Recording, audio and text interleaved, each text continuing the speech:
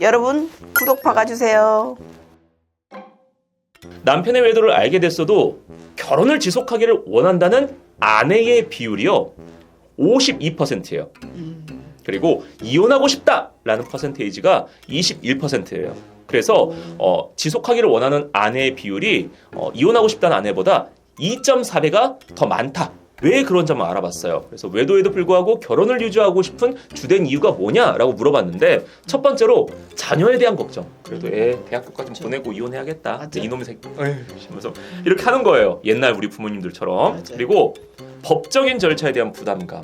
또 가면 또 사주 있어야 되고 맞아요. 또 같이 뭐 비디오 봐야 되고 막 하잖아요. 바닥까지 내려가죠. 네, 아주 그때 얼마나 다운되겠어요. 그러니까 그게 그냥 지레짐작으로 겁을 드시는 거예요. 맞아요. 이해가 돼요. 그리고 세 번째로 결혼에 대한 책임 및 의무감.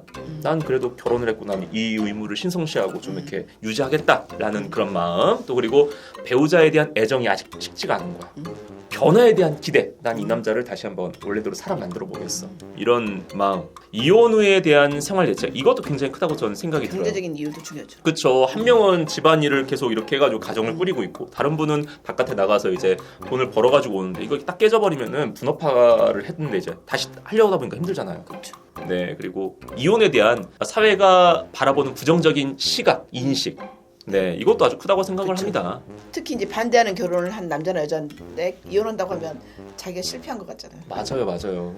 아, 그리고 배우자의 반대도 있어요. 절대 이혼 안 해주는 남자 있어요. 네. 내가 아무리 이혼하겠다고 해도 네. 부인이나 남편이 이혼 안 해주면 못하는 거죠. 주변 사람들의 반대도 있어요. 마지막으로. 이혼해봐도 그 남자가 그 남자야. 네, 그놈이 그놈이고 막 그렇다 이런 겁니다. 맞아요. 그럼에도 불구하고 갈등의 요인이 이렇게 봉합되거나 해소되지 않고 그 정도가 더욱더 심해지면은 결국 이혼을 결심하는 거잖아요. 맞아요. 일단 이혼을 하지 않고 결혼 생활을 유지하면서 관계를 회복하는데 가장 큰 영향을 미치는 것이 남편이 현재 상황에서 외도를 그만두려는 의지가 있느냐 없느냐예요. 외도 이후에 남편의 태도가 이제 두 가지로 나뉘는데 네. 반성하고 후회하는 지금 같은 남편하고 이 정도는 그나마 양반인가요? 근데 반성은커녕 당당하게 나오고 당신이 안 해줬잖아. 어? 네. 그러면 오히려 이제 반성하고 후회하는 경우는 외도 전보다는 부인이 내 잘못도 있어 이러면서 더 좋아질 수가 있죠.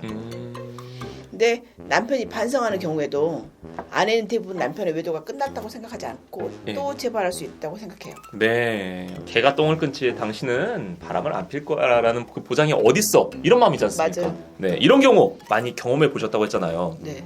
보편적으로 선생님이 상담을 했던 부부들은 이혼을 선택하지 않은 이유가 뭐였어요? 경제적인 것이 가장 큰데 경제적. 일단 혼자서 살 자신도 없고 네. 재혼도 못할 것 같다. 남편이 바람 피든 말든 돈 가져오면 되는 거죠. 네네. 그리고 이제 도장만 안 찍었지 이미 한 거나 마찬가지고 애들 크고 그러면 언젠간 할 수도 있다. 이렇게 미루는 여성도 있죠. 단지 그냥 미루는 오랜 결혼 생활을 유지하면서 계속 좋은 성생활을 영위하기 위한 이 부부 차원의 노력에는 전문가로서 한번 조언 좀 해주시죠. 이제 외도를 경험한 모든 부부가 관계를 회복하는 건 아니에요 일단. 네. 그리고 최선을 다해 관계 회복을 노력했지만 불가능한 경우도 있어요.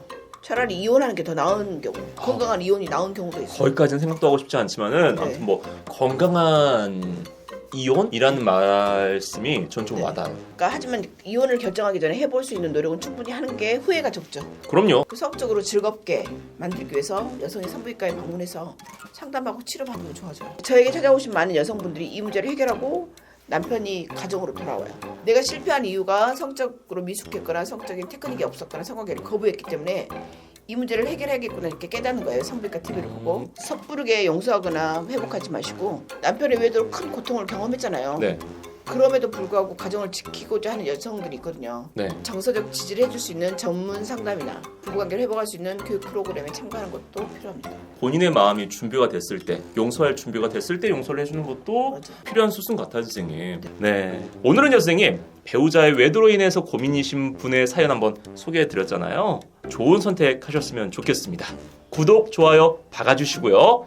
안녕히 계세요. 여러분 구독 박아주세요.